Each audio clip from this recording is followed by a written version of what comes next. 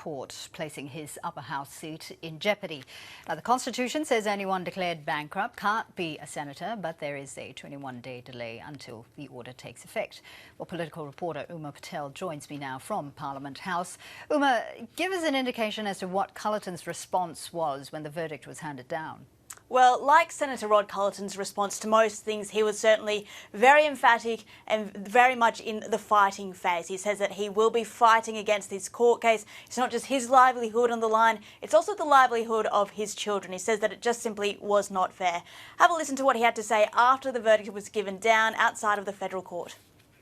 I'm just in a legal rip. I'll just float on my back for a while and swim to the side because I'm not bankrupt at the moment. 21 days it's been stayed, and I'll just go and set the primary order, the purported order aside at the Supreme Court. So because of the 21-day stay, this means that he won't be immediately stripped of his position as senator. Yes, indeed. There is a 21-day wait period, a grace period, a lifeline, if you will, for him to either appeal against this decision or pay back those creditors and not be declared bankrupt anymore. Now, of course, the most important part of being elected in the Senate or an MP is being able to vote. It's being able to vote in Parliament and representing your constituents in that way.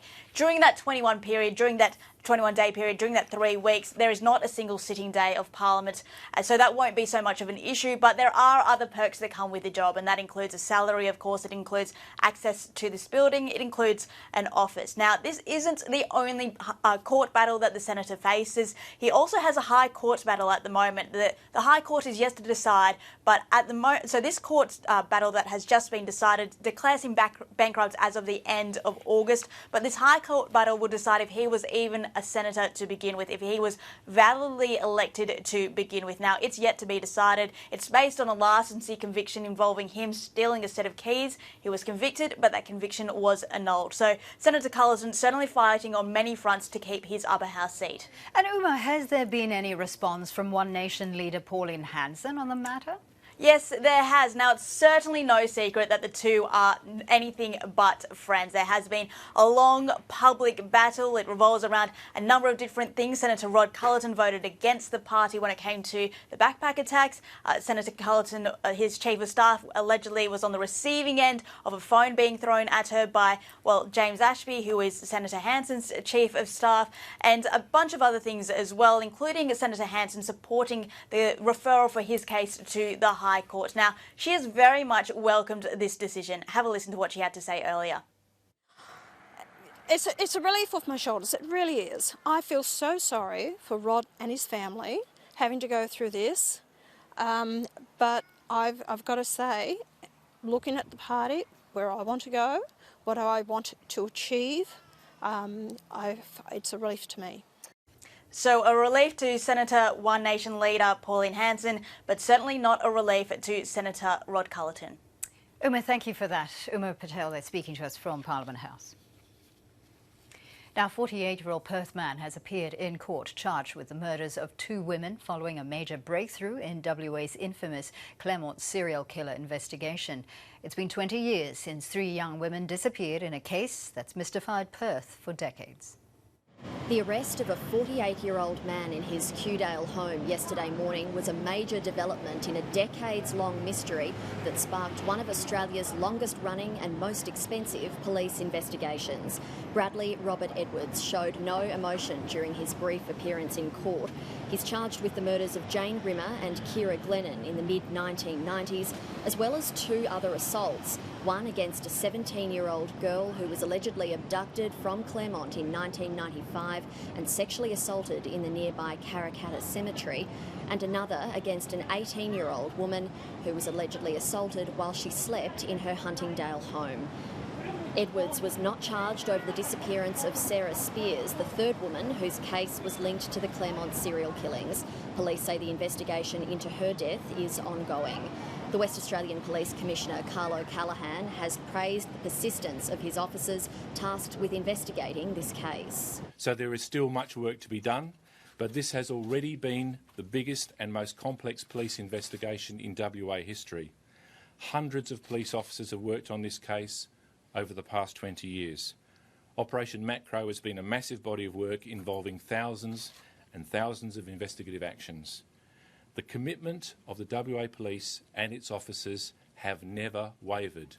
We never give up. I'd like to congratulate the police for their persistence in never giving up in bringing some sense of justice for what happened 20 years ago.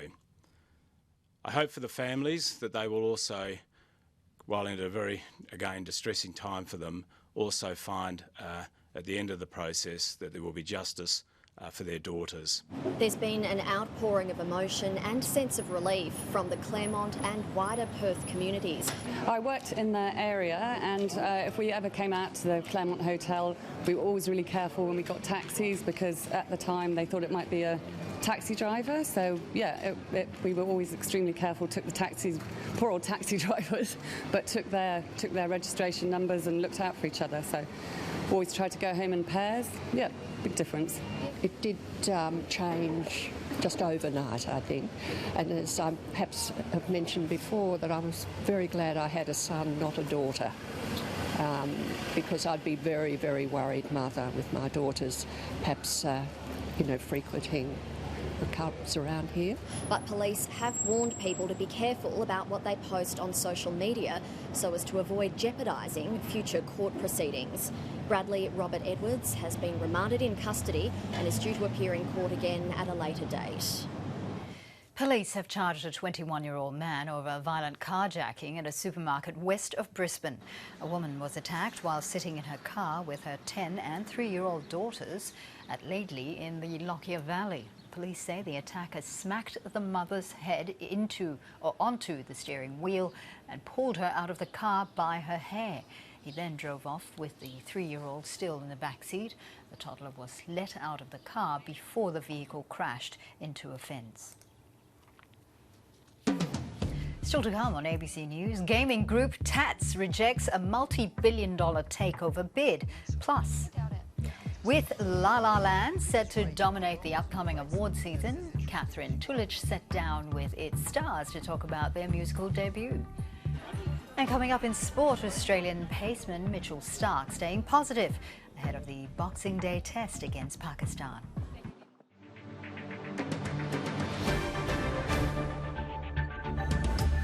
Police in Berlin say fingerprints found in the truck that ploughed into a Christmas market confirm their 24-year-old Tunisian suspect was behind the wheel.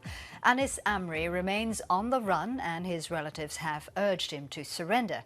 Europe correspondent Steve Canane has the story. The evidence is mounting that Anis Amri drove the truck that killed 12 people and injured 49 at a Berlin Christmas market. We can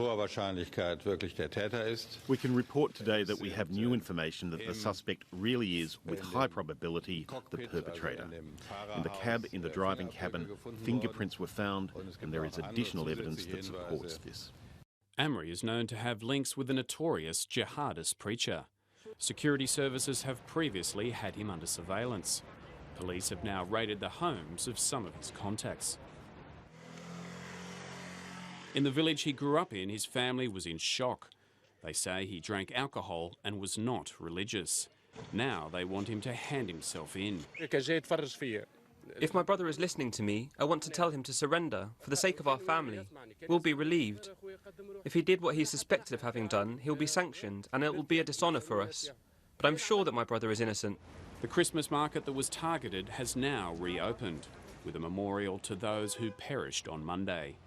Angela Merkel has praised Germans for the way they have responded. I would like to point out that I've been very proud in the last couple of days how calm most people have reacted to the attack, and I wish all the best to the investigators. Our thoughts are with them. Anis Amri is known to travel under as many as 6 aliases. The pressure is now on the authorities to track down Europe's most wanted man. Steve Canane, ABC News. The Syrian army says it's now in complete control of Aleppo with the evacuation of the last group of rebels and their civilian supporters. Pro-government residents took to the streets to celebrate the biggest victory for President Bashar al-Assad in the 6-year civil war. The United Nations says more than 34,000 civilians and rebel fighters have been removed from eastern Aleppo in the past week. At least 23 people have been killed in a triple suicide car bombing in the Iraqi city of Mosul. The explosion struck an area recaptured by Iraqi forces, highlighting the slow progress in the battle against the Islamic State group. Middle East correspondent Matt Brown reports. This is what's left of a busy food market in the Gogjali district of Mosul. 3 car bombs in an area supposedly secure under government control. I went to a repair shop and people started yelling, "Car bomb, car bomb." I thought they were joking, but then it exploded. Iraqi forces recaptured the area from Islamic State group militants weeks ago. Since October, about 50,000 government troops, Kurdish Peshmerga, Sunni Arab tribesmen and Shiite militiamen have been battling to defeat the jihadists in Mosul. But their advance into more populated areas has been hindered by suicide bombings and sniper attacks. Residents who fled at the start of the offensive have been sheltering in emergency camps. After weeks of suffering in the cold without sufficient supplies, some of the displaced would rather risk going home than stay in squalor. We can't even get the simplest necessities. We're surrounded by mud. Yesterday, a tent caught fire and people died. It's cold, very cold. What they're returning to in Mosul may be just as bad. A lack of electricity means the water pumps aren't working. Aid goes quickly in badly managed handouts. Amnesty International has warned the Iraqi government hasn't put enough resources into emergency medical care for civilians. And while the troops have bogged down, they are preparing for a new phase of fighting. Matt Brown, ABC News, Beirut. The assassination of the Russian ambassador in Turkey has raised fears the fragile relationship between the two countries could be at risk. It appears both leaders want to maintain a renewed friendship and continue talks on Syria. This is despite being on opposing sides of the conflict. At the Russian consulate in Istanbul, security is tight, but people continue to arrive with flowers as a mark of respect. Politicians, including those from the opposition, are also keen to show solidarity with Russia after Andrei Karlow's assassination. Many saw the attack as an attempt to derail any cooperation between the two countries over Syria. After the killing, I expected a big negative reaction from Russian media and people. But instead, there was common sense. They said it's a plot to ruin the meeting in Moscow, where Russia, Turkey and Iran would negotiate a resolution to the Syrian conflict. This plot failed. There are some in Russia and Turkey who believe the killing of the Russian ambassador can actually bring the two countries closer together. This at a time when negotiations are ongoing in attempts to find a solution to the regional conflicts, including Syria. Artist Ahmet Ahmedov is president of a Russia-Turkey dialogue group and believes the attack was a deliberate attempt at sabotage. There are more than 1 million children whose mothers are Russian and fathers are Turkish. We have an objective to reach $100 billion of trade. Sometimes a trouble you face teaches you a lot. This time neither Turkish nor Russians buy it. This is an obvious provocation. At the moment, it would appear nobody wants to create a new rift. Prosecutors in the U.S. state of Wisconsin say there's no basis to claims the confession of a prisoner featured in the Netflix series Making a Murderer wasn't voluntary. 27-year-old Brendan Dassey was sentenced to life in prison in 2007 for the murder of photographer Teresa Halbach. He told police he had helped his uncle Stephen Avery rape and kill Miss Halbach. But a federal judge overturned his conviction in August, arguing the confession was coerced. The state Justice Department has appealed the judge's ruling. And the first gorilla in the world to be born in captivity is celebrating her 60th birthday at the Columbus Zoo in Ohio in the United States. Hundreds of people gathered at the zoo while Kolo was unpacking her presents and enjoying cake made of squash with mashed potato and parsley frosting. Kolo, who is a great-great-grandmother to many other gorillas, has surpassed the usual life expectancy of captive gorillas by 2 decades.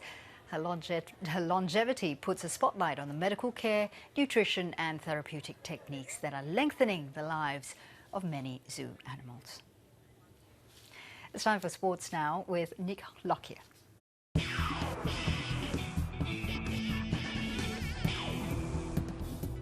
Australian paceman Mitchell Starc insists his fellow fast bowlers can shoulder the workload heading into the Boxing Day test against Pakistan. The bowlers are still recovering from the exhausting first test in Brisbane and didn't take part in today's Nets session in Melbourne. He's also encouraged selectors to persist with the under pressure Nick Maddinson. I definitely think Maddo should get another chance, and in the end it's up to the selectors, but I think continued cricket, definitely at this level, can only help him, and it'd be a great opportunity for him on Boxing Day after we've had a couple of good wins as a unit as well, so it'd be nice to stick together.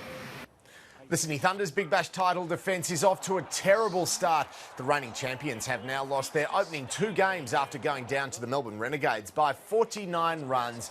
Veteran Brad Hogg had an impressive debut for the Renegades, taking 2 for 22. And there's set to be a spate of retirements in this year's Sydney to Hobart yacht race, with conditions forecast to favour the bigger boats. A strong southerly is expected to hit mid-race, but the fleet has promised to look out for each other. The issue is, particularly in a Hobart, and particularly at night when the helicopters can't come, we depend on each other for our lives.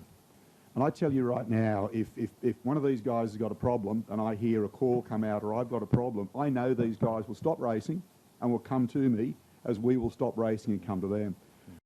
And now it's time for the weather with Graham Creed. We've still got a lot of rain falling through border areas of Western Australia into the Northern Territory and starting to move down towards the northwest of South Australia.